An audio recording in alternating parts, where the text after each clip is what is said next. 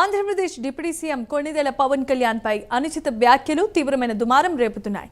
జడా శ్రవణ్ కుమార్, ప్రశ్న రావణ్ పై చర్యలు తీసుకోవాల్సిందిగా విజయనగరం జిల్లా చీపురుపల్లి పోలీస్ స్టేషన్లో జనసేన నాయకులంతా ఫిర్యాదు చేశారు.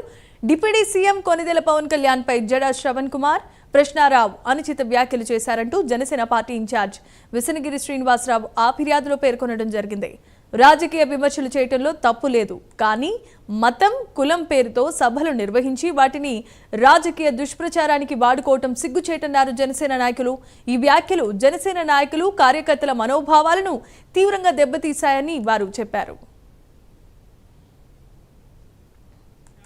మాట్లాడారు డిప్యూటీ స్పీకర్ అయినా అతను నాలికి కోసి పవన్ కళ్యాణ్ గిఫ్ట్ చేస్తామని చెప్పి మాట్లాడడం మరి మాజీ జడ్జి అని చెప్పుకోవడం ఎంతవరకు కరెక్ట్ అని అడుగుతున్నాం. ఎందుకంటే ఒక జడ్జి హోదాలో ఉన్నాయని చెప్పి ఇలాంటి మాట్లాడొచ్చని నేను అడుగుతాను.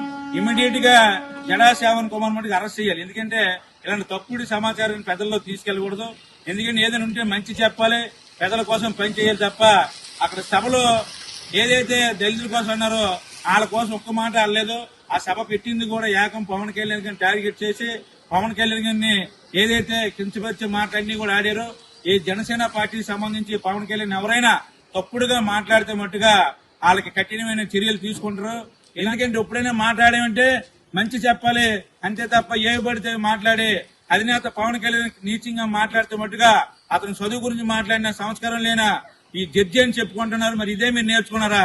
మరి తప్పుడు కేసులు మీరు ఎన్ని వాదించారు అన్ని కూడా బయటకు తీసి నిన్ను ఎట్టి పరిస్థితుల్లో కూడా జైలు పంపించే కార్యక్రమం అయితే జనసేన పార్టీ చేస్తారు.